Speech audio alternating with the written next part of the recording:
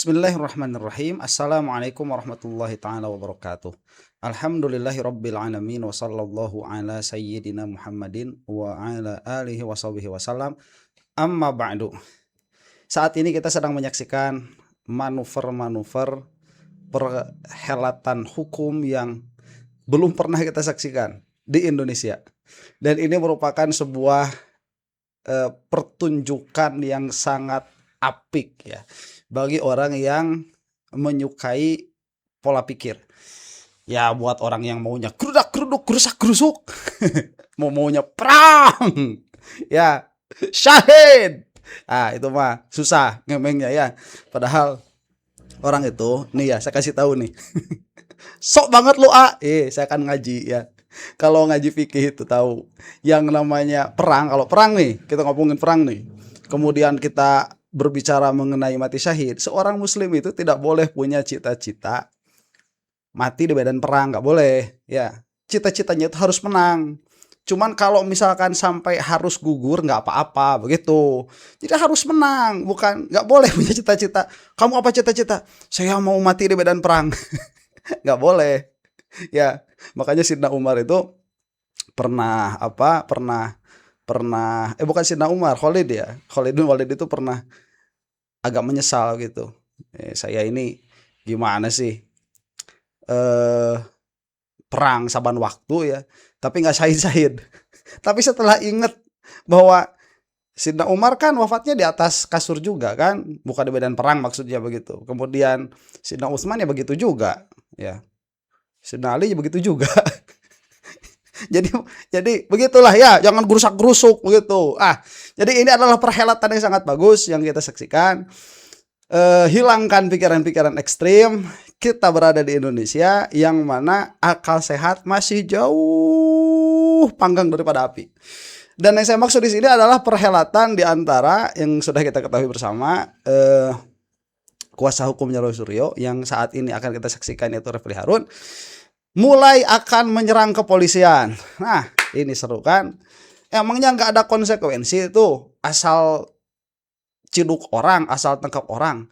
Ada konsekuensinya. Inilah sebagaimana akan kita saksikan bahwa kuasa hukumnya Roy Suryo mulai akan menyerang kepolisian dari segi mereka itu sudah merugikan Roy Suryo baik secara material ataupun secara moral. Dan setahu saya ini yang pertama kalinya ya, itu setahu saya.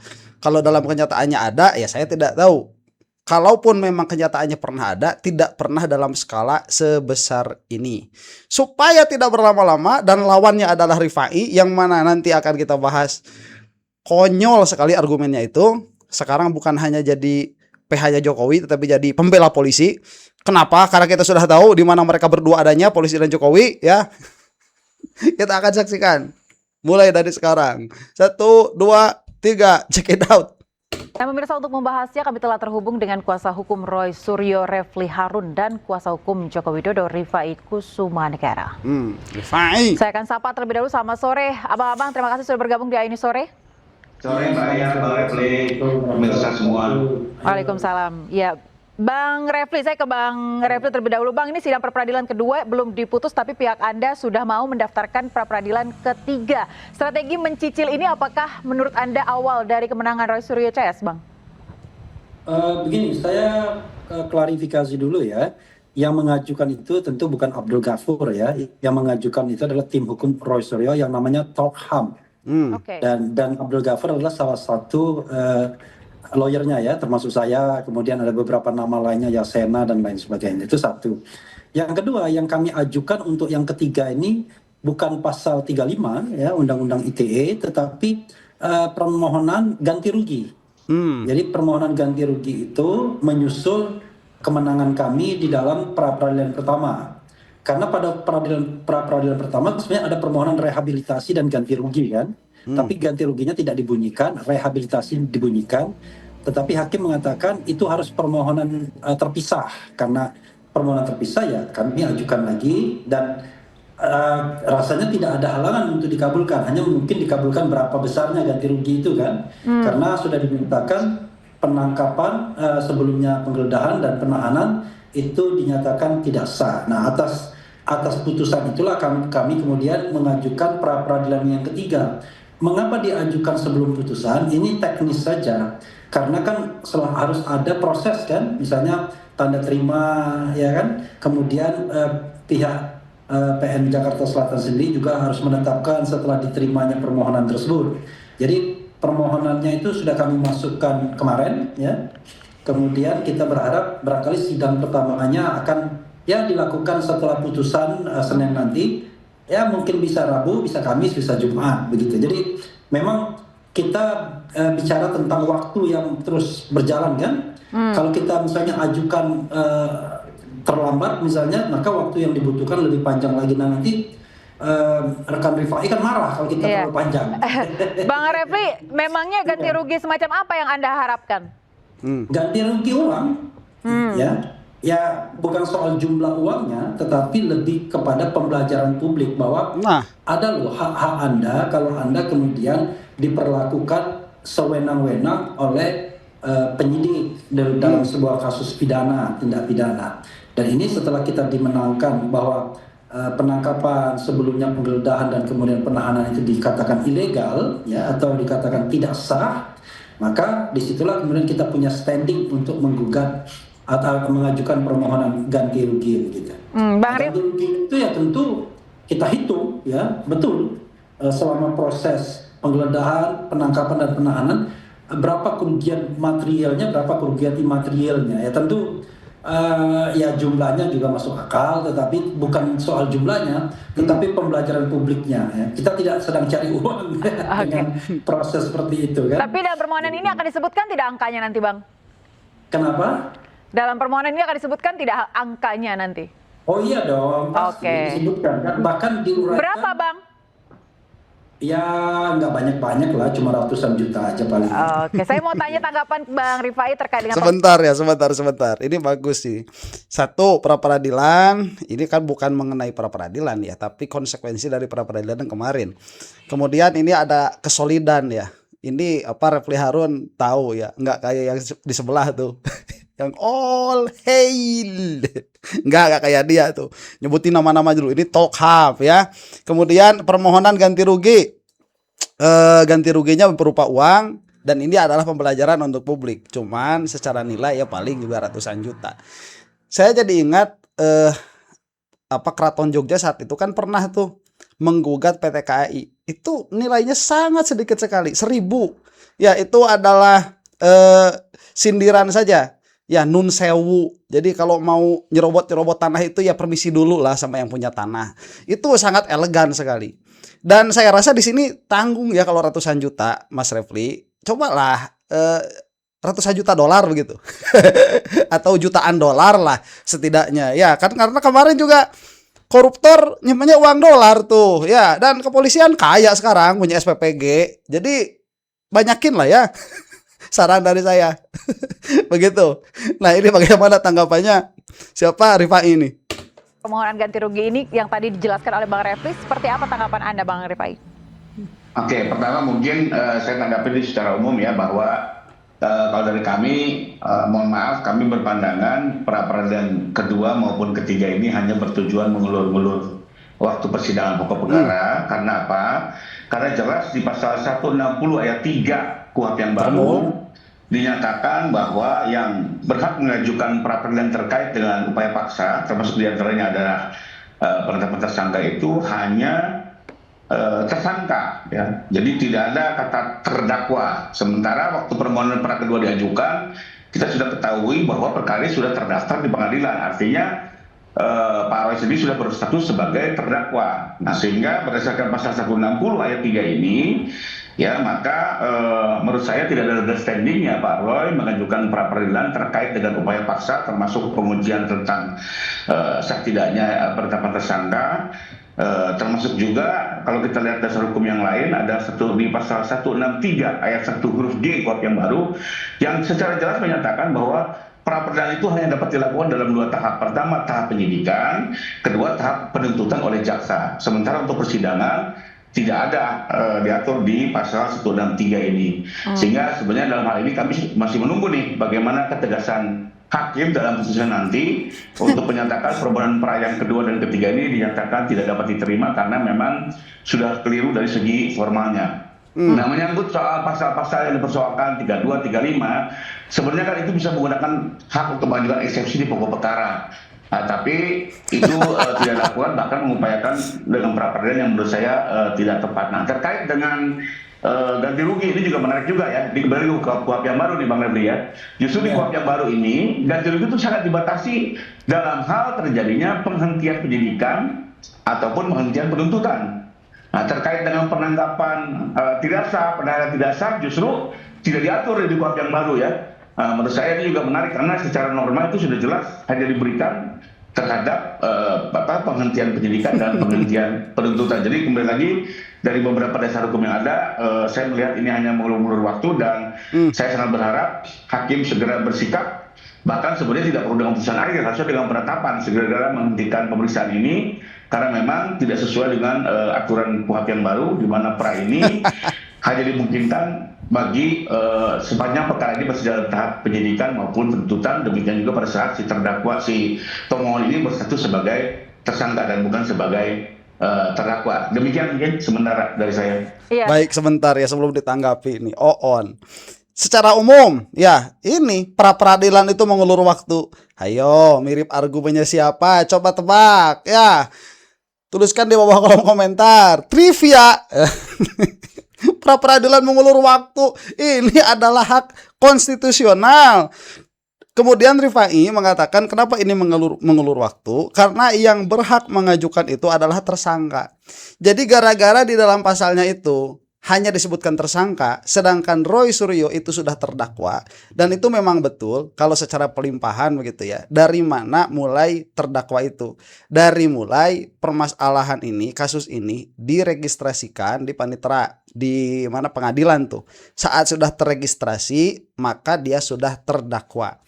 Nah, yang gagal difahami oleh Rifai di sini adalah logika madhab KUHP lama dengan KUHP baru mengenai pra peradilan ini. Jadi di dalam KUHP lama yang namanya pra peradilan itu dia terbatasi oleh status tersangka. Jadi saat dia terdakwa tidak bisa. Di dalam KUHP baru pra peradilan itu dibatasi dengan selesainya pra peradilan. Begitu. Ya, persidangan itu. Jadi sebelum masuk ke dalam persidangan itu menunggu terhadap selesainya hak-hak yang ingin dipakai oleh tersangka di sini. Jadi tidak menjadi halangan saat Roy Suryo ingin melakukan pra peradilan. Dan itulah logika juga yang difahami oleh hakim. Makanya permintaan Roy Suryo pra peradilan 2 kali sudah dikabulkan. Karena memang harus menunggu dulu. Karena ini adalah sesuatu yang baru, terobosan yang baru. Nah, pola pikir termul mah cherry picking. Kalau yang itu nanti pakainya pra peradilan, kalau yang itu nanti pakainya RJ. Jadi pra peradilan nggak bisa, tapi RJ bisa. Yang mana RJ di sini kemarin menarik ya. Nggak bisa juga RJ. Nanti akan kita bahas itu.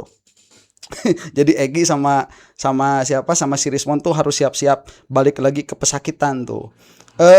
Kemudian istrinya sudah lah ya, legal standing 160, kemudian 325 eksepsi penghentian penyidikan. Jadi meminta supaya ini dihentikan dan agar supaya Roy Suryo itu sudah masuk eksepsi saja seperti Dokter Tifa begitu. Dari kemarin bilangnya RJ. Sekarang RJ-nya udah dipakai dan menguntungkan Roy Suryo. Ya nanti saja di persidangan begitu. Ya mencela-mencela ini. Rifai nggak jelas. Kita teruskan. Bang Refli, Anda tetap konsisten sepertinya dengan tim Anda, tapi dari Bang Rifai terus juga konsisten mengatakan bahwa banyak hal yang tidak sesuai dengan KUHP baru. Tanggapan Anda seperti apa, Bang? Iya, jadi gini, apa yang kami lakukan itu, saya menghargai ya pendapat rekan Rifai, karena kita kan sama-sama melakukan pembelajaran hukum dan ini KUHP dan KUHP yang baru. Ya. Jadi paling tidak kami sudah membuktikan di dalam pra peradilan pertama bahwa dalam hal pra peradilan yang digunakan adalah KUHP baru. Alat ujinya KUHP yang lama. Kenapa KUHP yang lama? Karena kebetulan ketika kasus ini belum berlakunya KUHP baru itu sudah berjalan terlebih dulu dan itu berdasarkan pasal peralihan sudah dikatakan kan bahwa 361 huruf A bahwa kalau sudah dilakukan penyidikan sebelum ini undang-undang ini berlaku maka digunakan KUHP yang lama. Itu alat ujinya. Tetapi hukum acara pra peradilannya sendiri menggunakan KUHP yang baru. Sebagai contoh, kenapa? Misalnya ketika kasus ini sudah dilimpahkan ke pengadilan, kan sudah dilimpahkan tuh pada tanggal 22 Juni. Ketika diajukan pra peradilan, maka kemudian proses yang ada di Pengadilan Negeri Jakarta Timur itu stop. Nah, itu menunjukkan bahwa hakim Pengadilan Negeri Jakarta Timur itu menghormati instrumen pra peradilan yang diatur bahwa ketika ada pihak-pihak ya yang mengajukan pra peradilan yang memiliki legal standing tentunya, maka pokok perkaranya di stop. Jadi sampai sekarang Mas Roy belum berstatus sebagai terdakwa karena belum proses pendakwaan, belum ada sidang pendakwaan, baru dilimpahkan saja, tetapi belum ada pembacaan dakwaan. Jadi karena itu kami memanfaatkan atau menggunakan instrumen hukum yang baru ini untuk menguji sejauh mana hakim tunduk konsisten dengan tata aturan baru ini. Ternyata hakim tunggal ini tunduk ya, dia menggunakan tata aturan yang baru. Tetapi tentu karena penyidikannya sudah dilakukan sebelum KUHP diundangkan, maka batu ujinya tetap KUHP yang lama, tapi hukum acaranya adalah KUHP yang baru. Nah, ini sudah merupakan sebuah putusan. Nah, sayangnya sudah putusan, tetapi ngeyel juga masih jaksa dan penyidiknya masih ngeyel. Pertama jaksanya masih mengatakan bahwa harusnya pakai KUHP yang lama juga. Padahal kita katakan bahwa berdasarkan teori yang ada bahwa ya yang digunakan yang baru, tetapi alat ujinya yang lama. Karena kan kalau kita mau lihat pra peradilan ini diajukan ketika KUHP baru itu sudah diundangkan. Secara logika hukum maka ya harusnya pakai KUHP yang baru. Bang, intinya berarti Anda sebentar. Jadi memang ya yang paling harus tunduk terhadap hukum di sini adalah hakim. Nah, kalau hakimnya sudah tidak tunduk, ya siapa yang mau tunduk? Dan yang harus paling update mengenai peraturan-peraturan itu ya hakim. Berarti Anda optimis ya terkait dengan apa yang Anda dan klien Anda ajukan ya? Iya, kenapa tidak optimis, orang sudah dikabulkan. Jadi mudah-mudahan nanti Senin dikabulkan juga.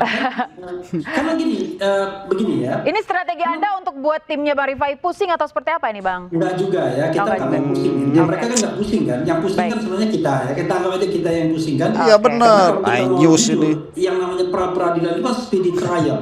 Bayangkan kita membuat replik itu dikasih waktu cuma 2 jam. Tetapi karena kita ini ingin menguji sejauh mana aparat penegak hukum ini konsisten dengan KUHP yang baru, maka kemudian kita uji dan ternyata berhasil kan untuk ujian pertama. Nah, ini sekarang ujian kedua. Jadi, Bang, yang paling menarik adalah sebentar Bang, statement terkait dengan mengulur waktu. Pihak Anda juga bilang bahwa ini menjadi bagian dari strategi begitu ya. Nah, padahal di satu sisi lain tim Anda yang selalu mengatakan bahwa agar persidangan materi pokok ini segera dilakukan dan menghadirkan Joko Widodo di persidangan. Sementara pra peradilan terus berjalan. Menurut Anda seperti apa, Bang? Jadi begini, sebenarnya not necessary kita kemudian bicara mengenai mengulur-ulur waktu. Yang kita lakukan ini adalah upaya ya memperjuangkan keadilan bagi klien kami. Kalau misalnya di dalam institusi pra peradilan ini pasal-pasal yang kita uji itu dirontokkan, misalnya penetapan tersangkanya, maka ketika masuk pada pokok perkara kita sudah akan didakwa dengan pasal-pasal yang jauh lebih ringan. Kan misalnya gini, dikabulkan itu bahwa penetapan tersangka pasal 32 ayat 1 tidak memenuhi minimal 2 alat bukti misalnya. Maka kan tidak bisa dimasukkan ke dalam dakwaan by teori ya. Lalu pasal 35 seperti itu misalnya. Karena kenapa? Kenapa kita satu-satu begini? Kalau kita terlalu banyak yang kita mintakan, maka secara teoritis susah sekali untuk dikabulkan. Karena banyak. Sementara persidangannya itu sangat cepat, cuma 1 hari dikasih untuk membuktikan, pihak lawan 1 hari juga, 4 kali sidang kemudian sudah putus kan begitu. Nah, kalau dia satu-satu maka kita akan berkonsentrasi untuk pemenuhan alat bukti baik saksi maupun ahli, dan juga menguji sejauh mana kesiapan penyidik Polda Metro Jaya dan juga penuntut umum untuk menjawab kita. Ternyata dalam kasus pasal 32 ayat 1 mereka keteter. Mereka tidak bisa menghadirkan satu pun saksi padahal kita tantang. Kan mereka mengatakan sudah menghadirkan 148 saksi katanya memeriksa. Oke. Tapi dalam pra-peradilan satu saksi pun mereka tidak bisa hadirkan. Baik, Bang Refli, kita tangkap poinnya, tapi kita harus jeda dulu sejenak dan kita akan menyimak breaking news dari. Ya, kita akan simak keterangan dari terkait dengan ledakan amunisi di Madiun. Oke, sebentar loh, kok ada berita lain. Ya, ini nggak selesai nih. Baik, ya, ini nggak selesai. Nah, itu sudah berarti bagaimana nanti tanggapan Rifai? Kagak ada. Bentar saya cari ya, ada nggak tanggapan Rifai itu? Iya, nggak ada. Ini sudah selesai. Ada masalah di Madiun tadi ya. Baik, jadi sudah kita tangkap ya bahwa Rifai di sini salah menangkap KUHP baru. Jadi dia itu tetap berpedoman kepada KUHP lama, yang mana proses pra-peradilan itu dia hanya dibatasi oleh status tersangka. Apabila status tersangkanya itu sudah tidak ada, berarti sudah tidak bisa pra-peradilan. Padahal logika KUHP baru tidak begitu. Selama hak-hak belum ditunaikan, ya, maka persidangan pokok belum bisa dilakukan. Begitu. Harus menunggu dulu. Tadi holding itu harus menunggu, harus diam dulu. Nah, itu yang selalu gagal dipahami oleh para termul itu. Jadi seharusnya ya jangan dulu membela kepentingan klien begitu. Fahami dulu bagaimana hukum itu seharusnya. Setelah memahami seharusnya, baru mencari celah-celah. Di mana celahnya? Pada akhirnya nanti akan menjadi pembelaan terhadap klien. Dalam hal ini saya maksud adalah Rifai, bukan pembodohan terhadap publik.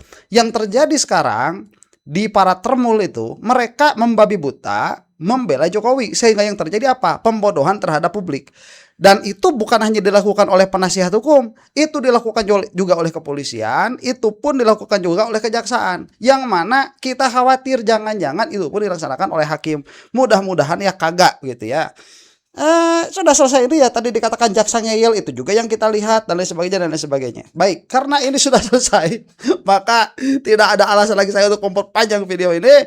Kita berdoa saja mudah-mudahan termul itu semakin binasa, dan kita akan lihat babak selanjutnya di dalam permintaan ganti rugi ini. Semoga termul semakin binasa. Untuk Anda yang bukan termul, wallahu taala a'lam bissawab. Assalamualaikum warahmatullahi taala wabarakatuh.